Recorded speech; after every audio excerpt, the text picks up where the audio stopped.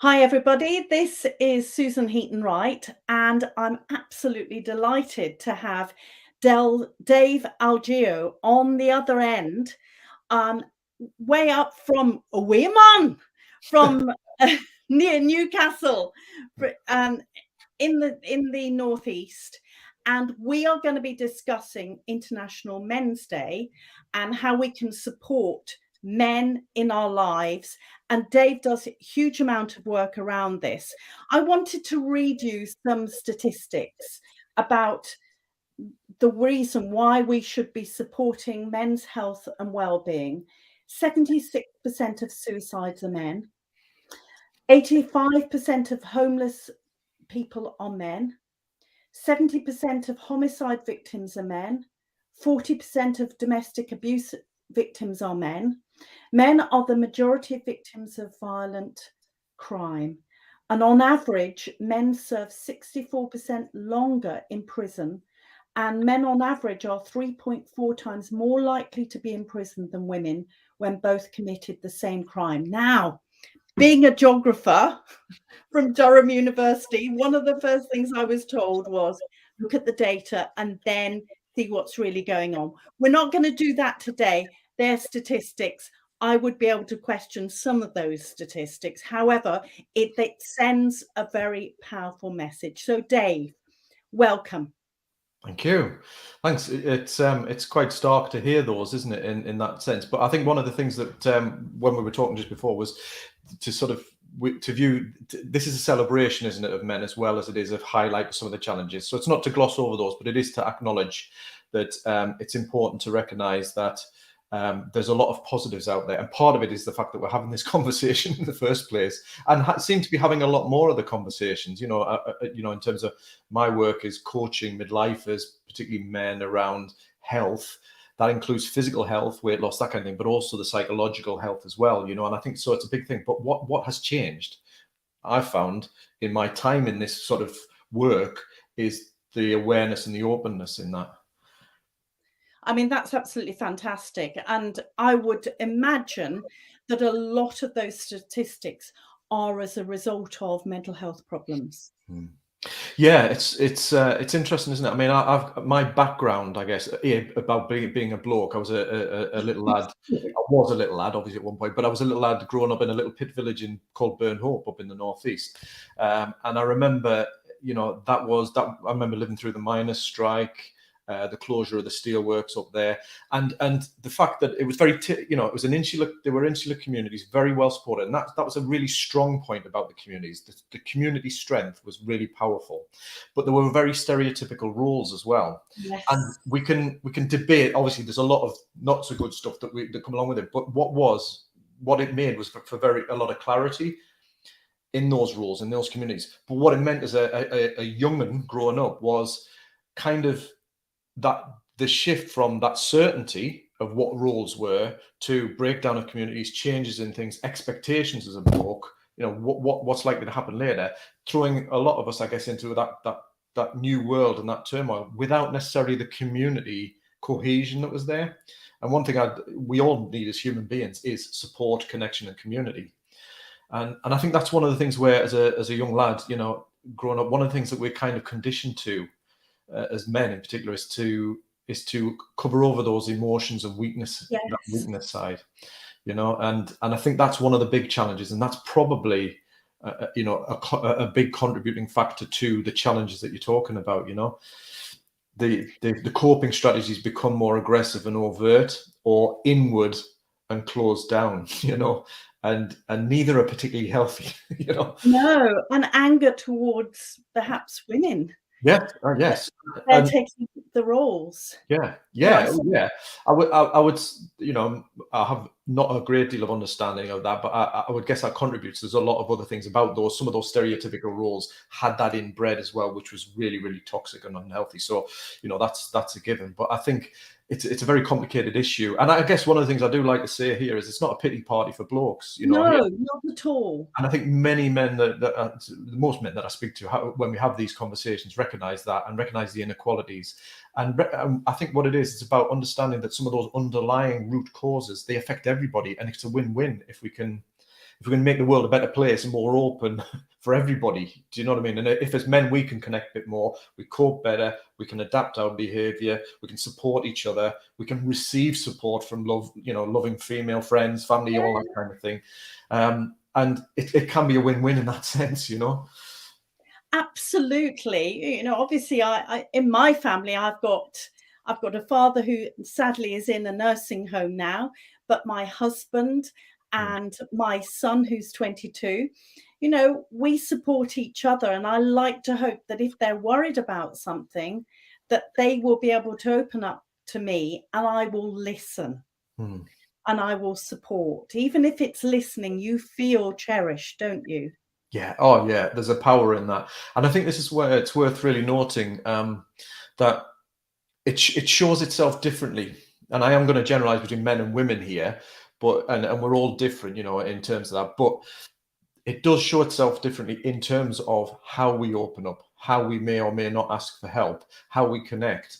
And I think this is one of the challenges, is that as we start to raise this awareness, it really is important to reach out, to ask for help, to respond if somebody says, "Are you okay?"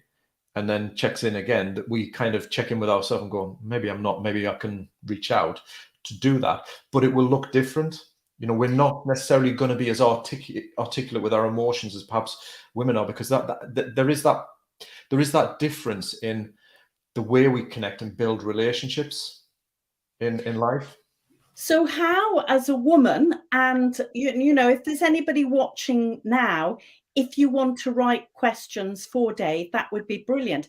How, as a woman, could I support the men in my life, and acquaintances as well? Yeah, that is a big question. I don't think Sorry. we've hit. No. I don't think we've hit the nail on the head. For me, it's still a word. It's still a question that I'm trying to answer for myself, but also in the work I do, because it is a challenge. And I think one of the things is that awareness. It shows up differently. One of the things that in terms of connections, men tend to have sort of wider networks but shallower connections, which brings with it the benefit of having more different and diverse kind of connections. People, if we have a problem, there's likely to be somebody in that network to fix it or help us out.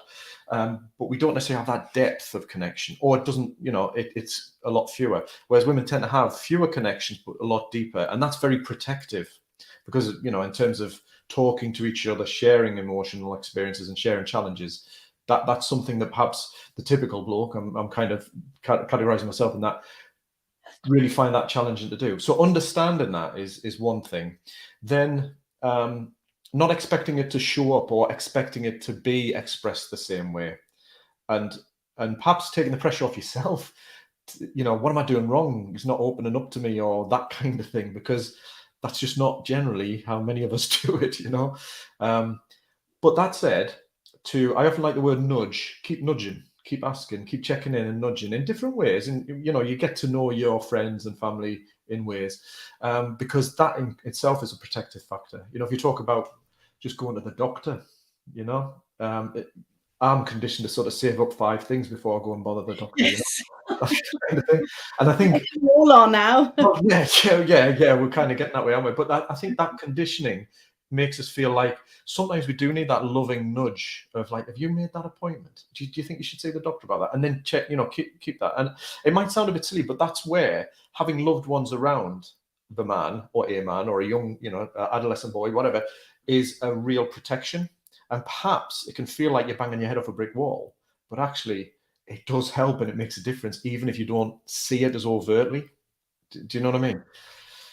I think that for many women, and hearing you, I absolutely get what you're saying.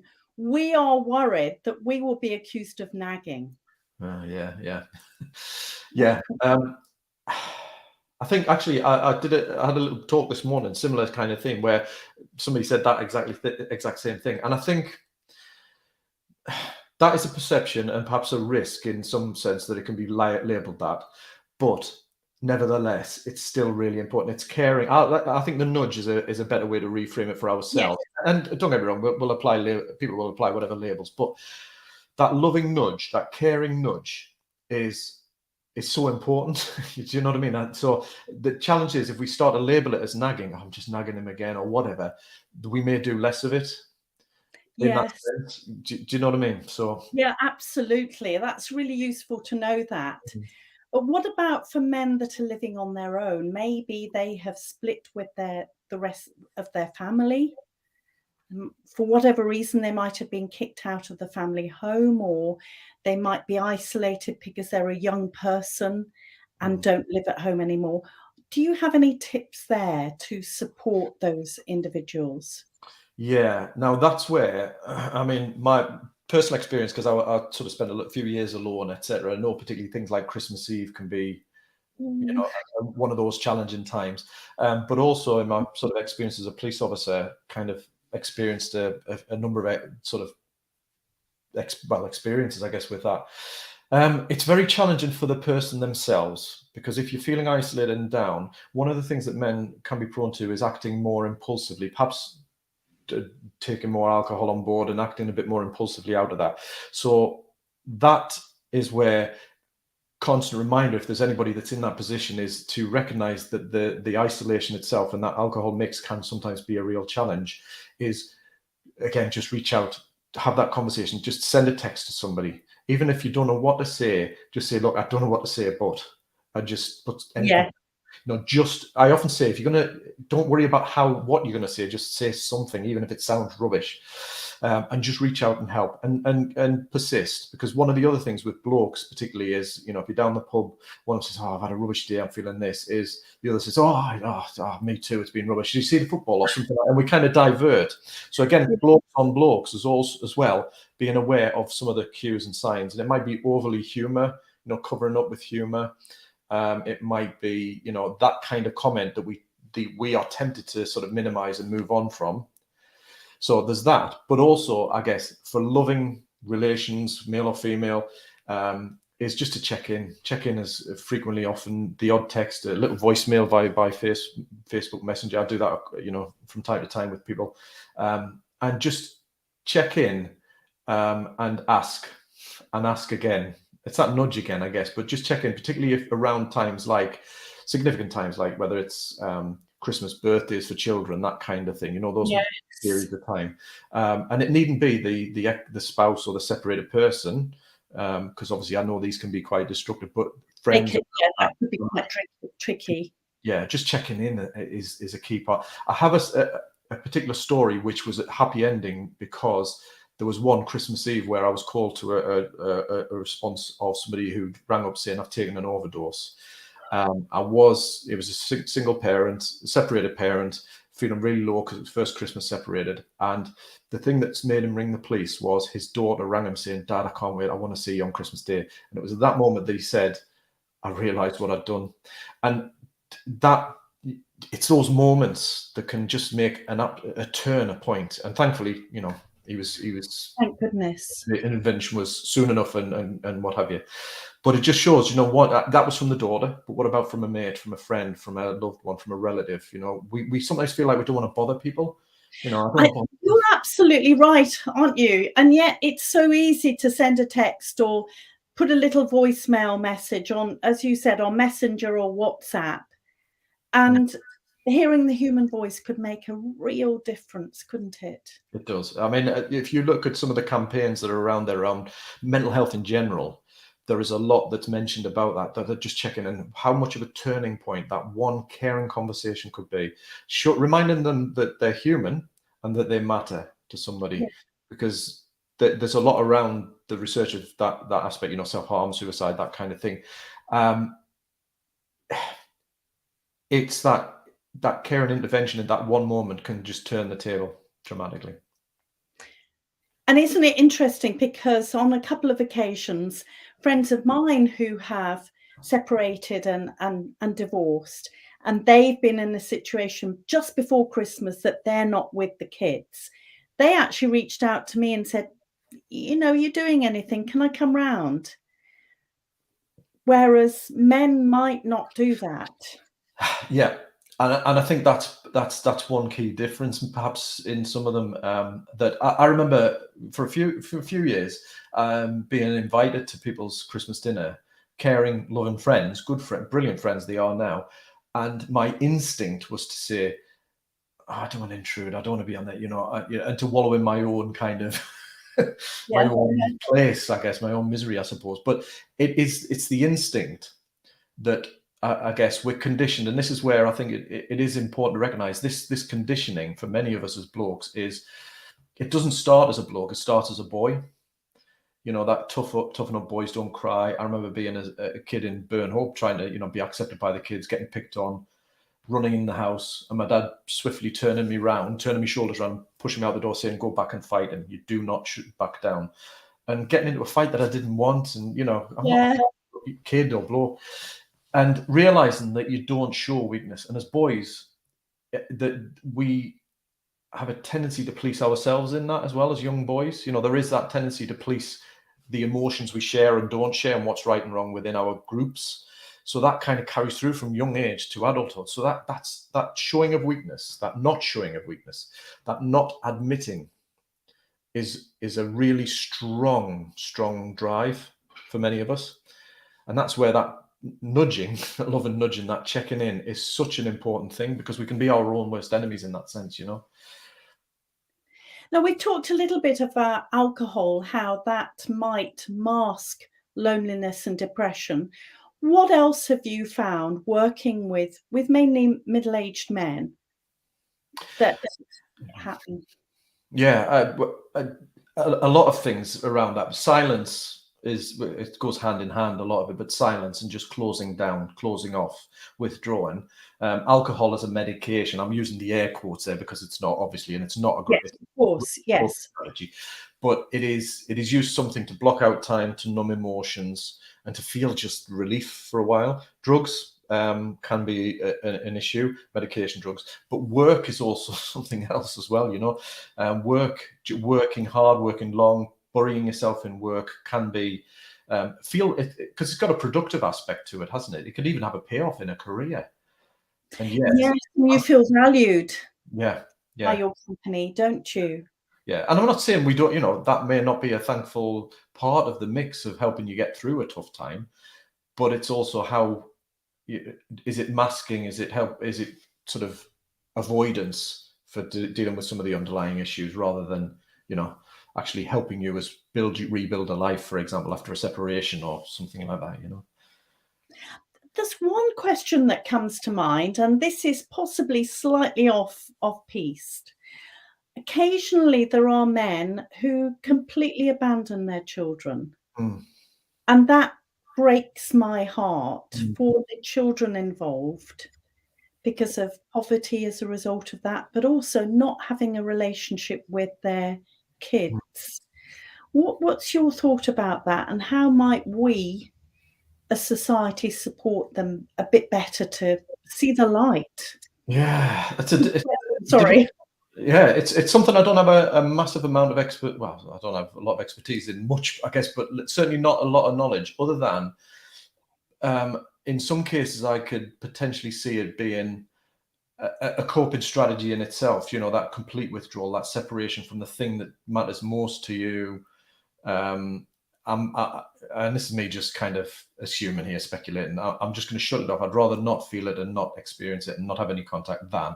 But as you say, there's responsibilities, commitments. And I think the other side, so the answer is I don't particularly know on that side, but I think we have, it's very clear that, children need loving parents, and both aspects of that. And that father influence is really important for emotional development. And as a I think one of the things with boys growing up as well is a figure that potentially is able to counter that perception of a strong, silent, fighting, aggressive type male. If we can find that in your father or somebody that's meaningful in relationship, then that can be really, really influential for young boys, because we are trying to help them round out emotionally, understand emotions are not a weakness and not a bad thing, but communicating and in a way that's more positive for them, rather than shutting it out,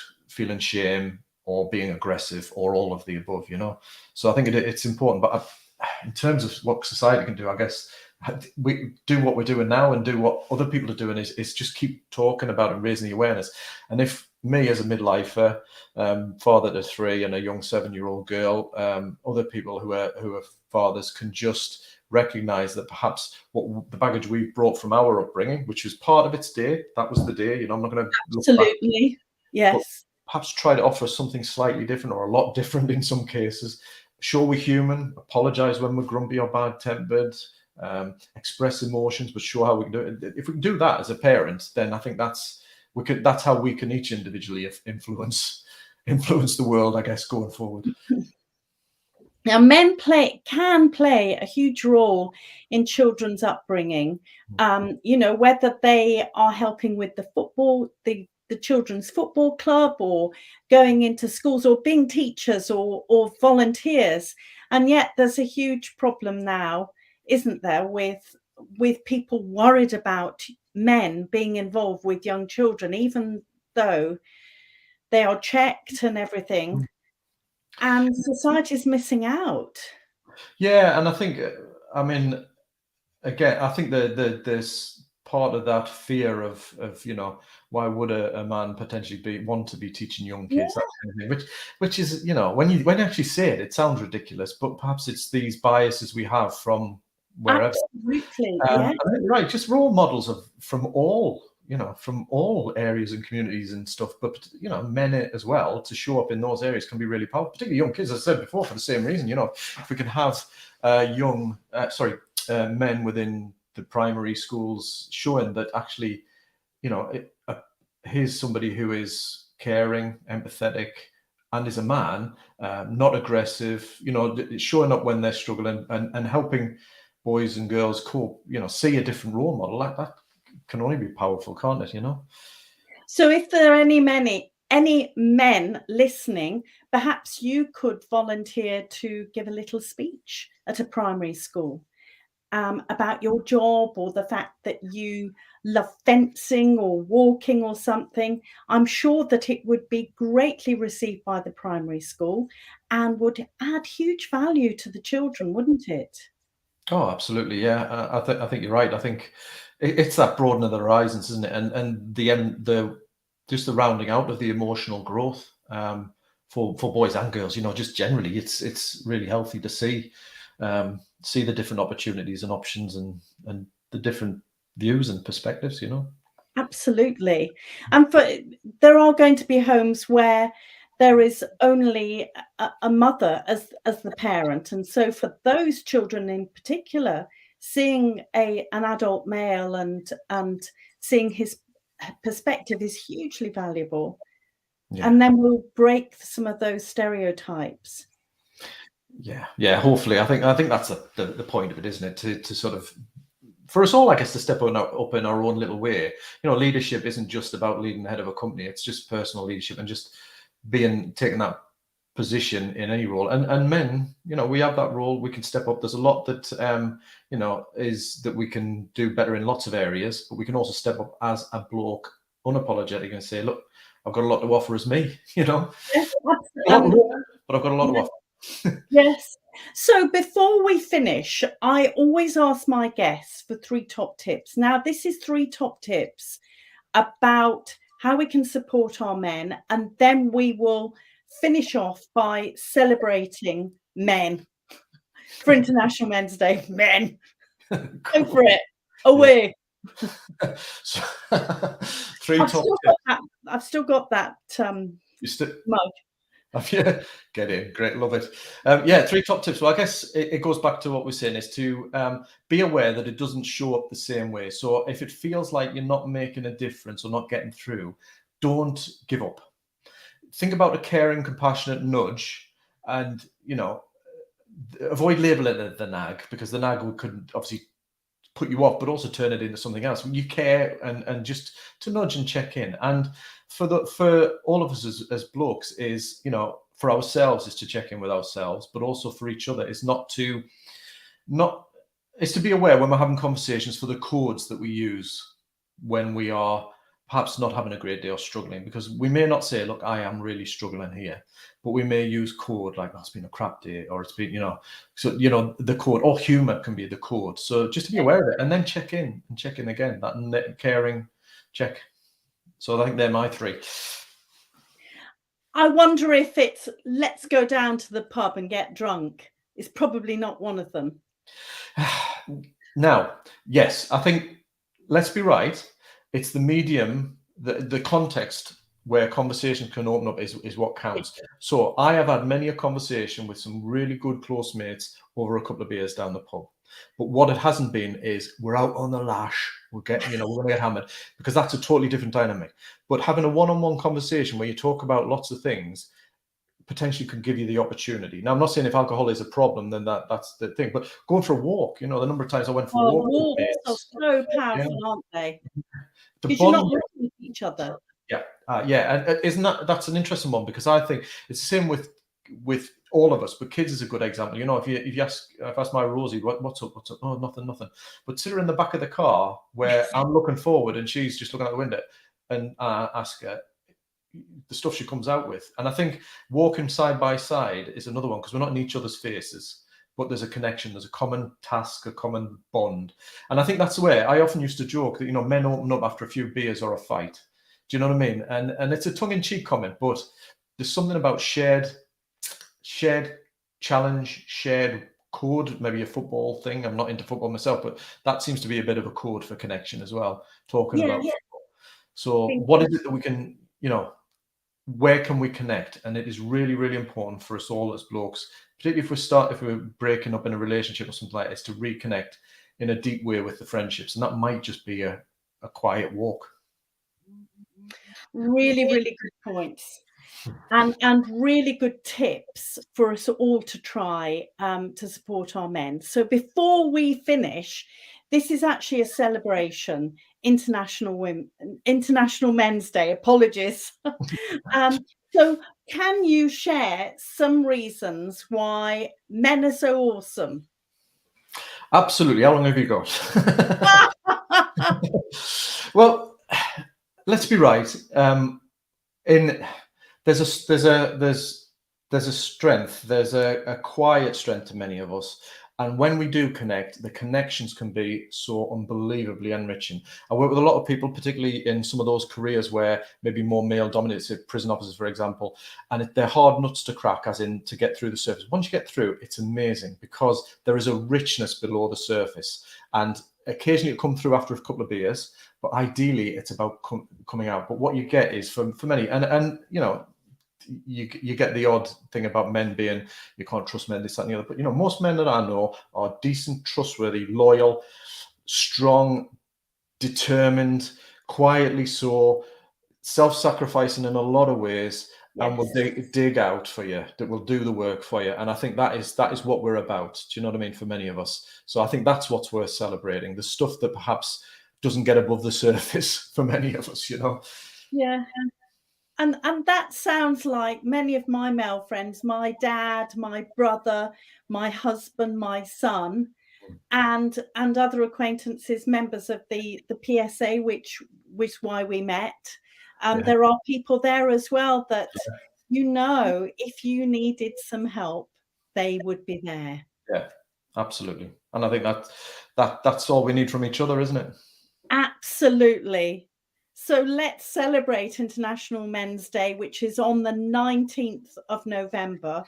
Dave, it's been absolutely brilliant speaking to you today. Is there anything you'd like to share with the audience, how they could get in contact with you, what you do to help people? Yeah, thank you. It's been lovely. It's been a great conversation and a privilege to really get the chance to share some thoughts. So thank you. I am obviously a coach around midlife reshape. So I work in the health sphere with midlife men and women, but obviously a lot of men in terms of getting their health right. But I have a podcast called The Restless Midlifer, and that is aimed at really the kind of conversations we're having here, exploring different aspects of health, things to consider, actions to take. So if anybody wants to check that out, you can search for Restless Midlifer in your podcast feed of choice, or drop me a line at dave@restlessmidlifer.com for email. Brilliant. For those people that are listening, I will make sure that this is in the podcast notes, all of that stuff. Thank you so much, Dave. It's been brilliant catching up with you again. Yeah, you too. And good luck with all of the amazing work you're doing. Thank you. Thanks for the chance to chat. It's been great to catch up, Susan. Thank you. Bye-bye. Cheers. Bye. Hang on.